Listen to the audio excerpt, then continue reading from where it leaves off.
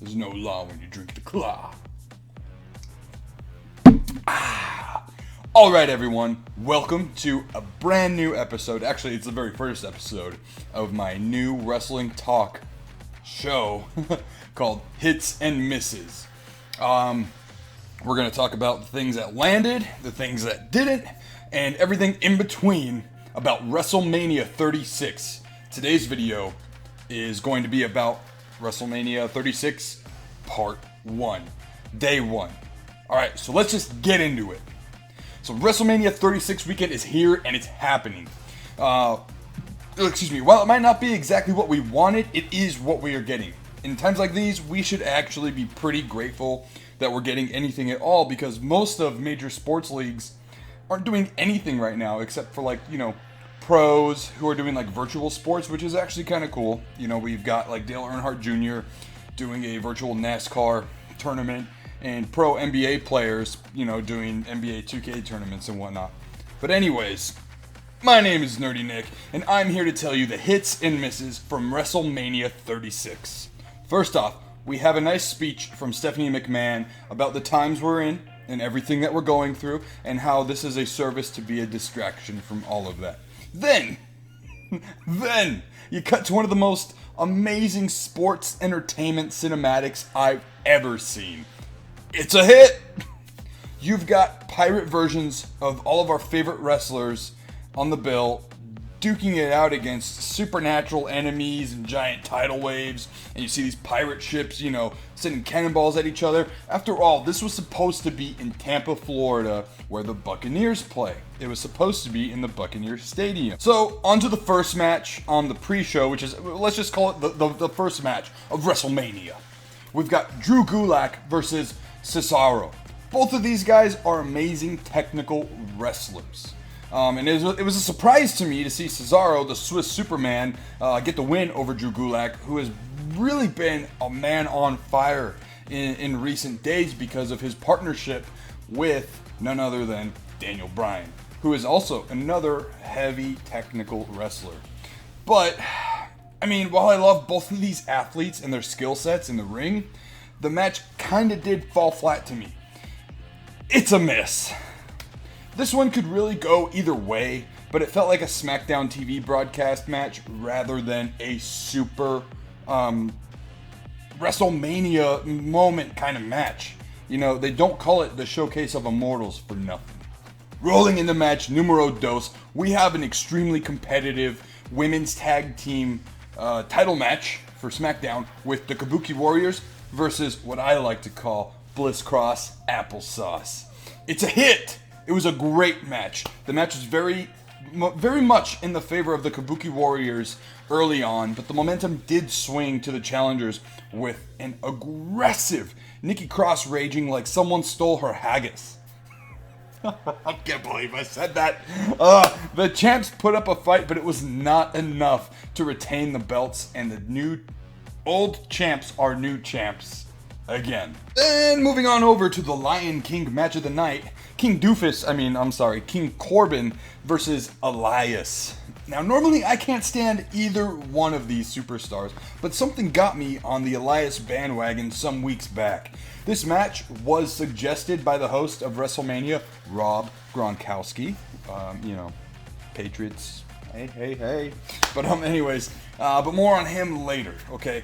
So the match started off before the bell rang with Elias literally breaking his acoustic guitar on the back of King Corbin while he was on the ramp walkway to the ring.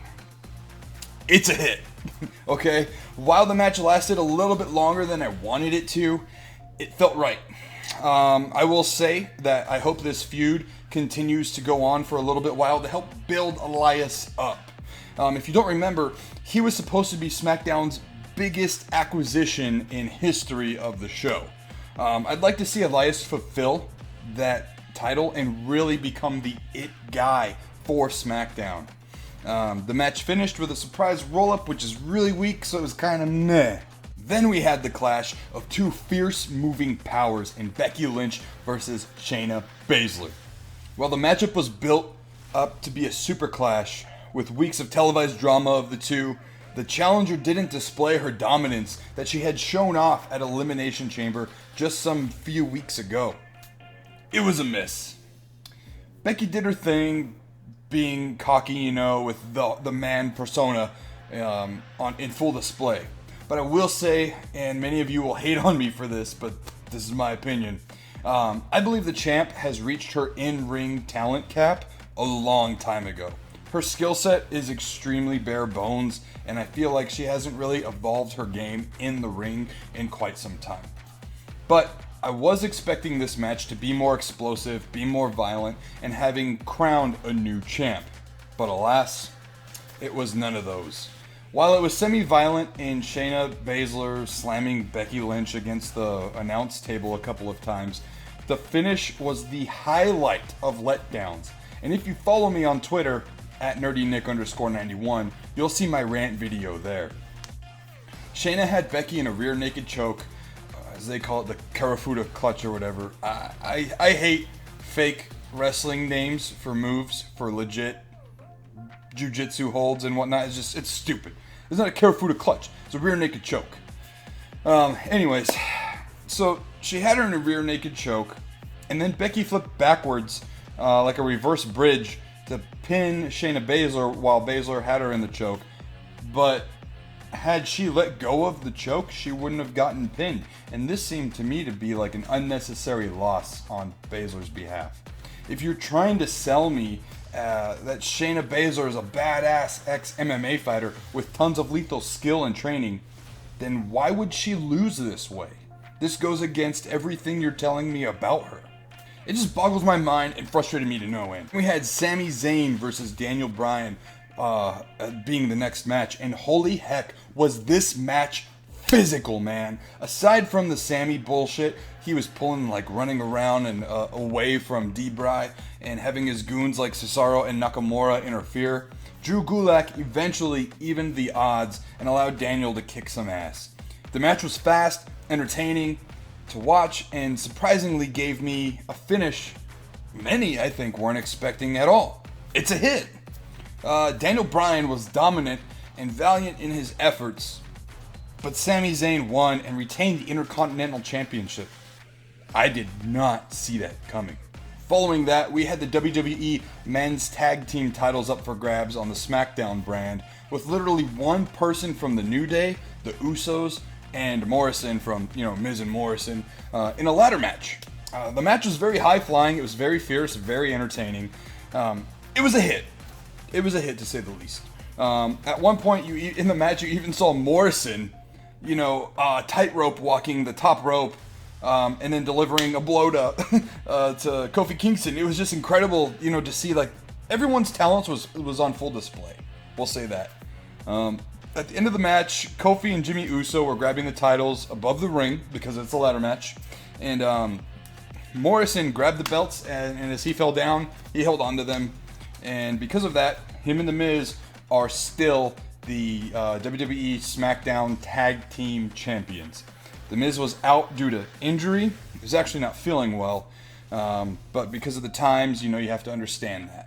Enter Seth Rollins and Kevin Owens. And let's say this now, it was a hit.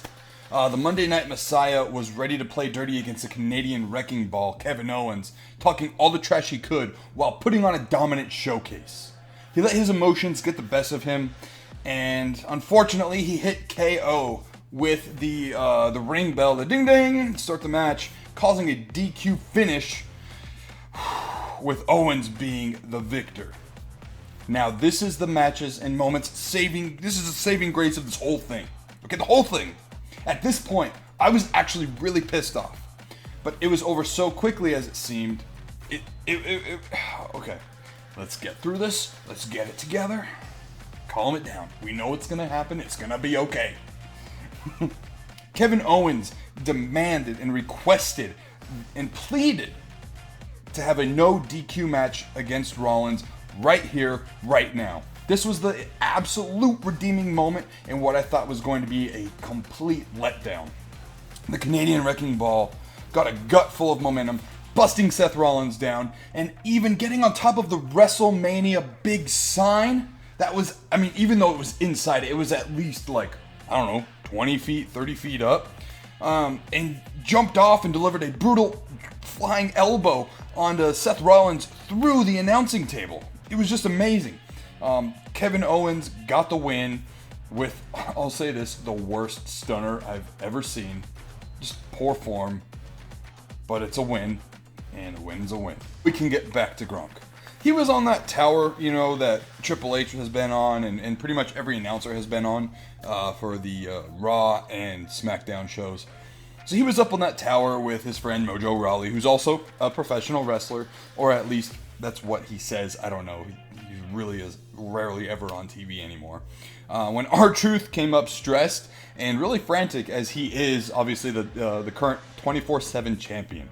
So Gronk saw an opportunity, and he punched R-Truth and tried to pin him, but unfortunately, at the 2 count, Mojo Rawley pulled off Gronk, stole the pin, and ran off saying like, "Oh yeah, baby, that's my title, blah, blah, blah, blah, Mojo Rawley, I'm irrelevant." Oh my gosh. You know, and Gronk did look pissed. But I need to say this.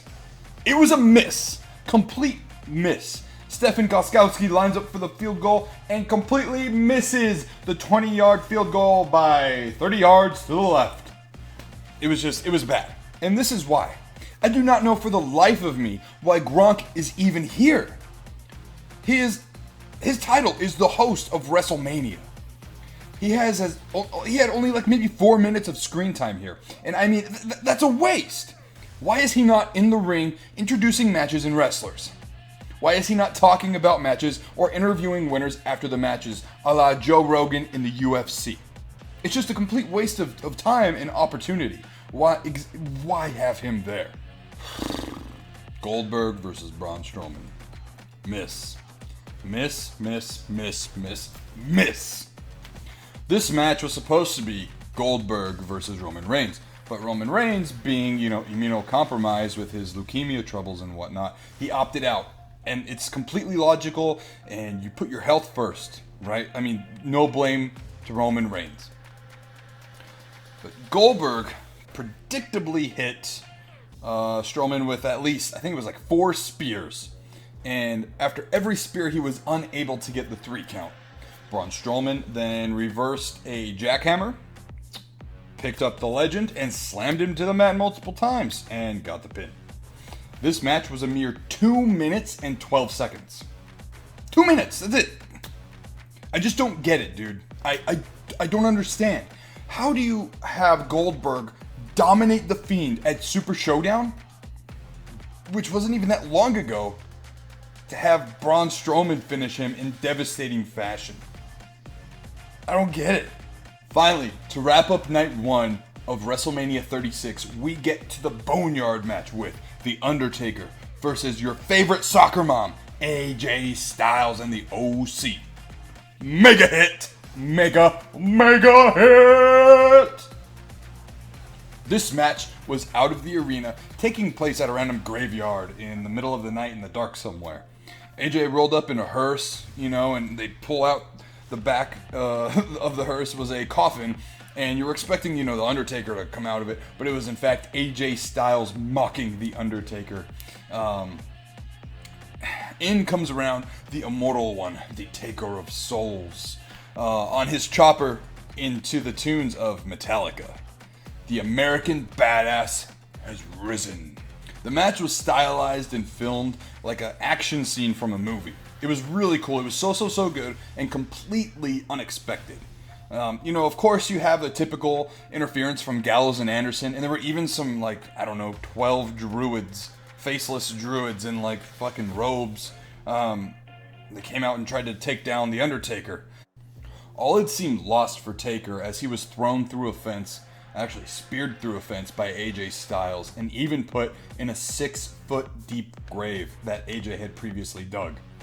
Just when it seemed like Taker was about to be buried, he appeared right behind AJ, scratch-free, blemish-free, as if he had completely respawned, showing off some of his immortal powers, right? Taker used his supernatural powers, setting fire off to scare, you know, AJ, and at the end, Taker threw AJ off of the roof of like this barn facility thing in the middle of this graveyard. And he put AJ in the grave, like talking a bunch of shit to him and saying how he was like, oh, you gave me a better match than I expected you, and oh yeah, you big boy, blah blah blah blah. And then he threw a bunch of the dirt that was in the tractor's dump thing, and he literally killed the man. Taker then grabbed his bandana that was on the ground, put it back on, and got on his bike and rode off again to the music by Metallica. In the last shot, you see AJ's hand, like right here, just sticking out of the ground, lifeless and motionless. And we saw a murder. And that was it, guys. That was a wrap-up of WrestleMania 36 Night 1. If you're new to the channel, please make sure to subscribe. And if you like this video, give it a big thumbs up. I want to mention, too, if you are a subscriber and you're watching this video and you don't have that bell on, well, make sure to hit that bell for notifications when videos like this and other content goes live. My name's Nerdy Nick. This has been Hits and Misses, and I'll see you in the next video.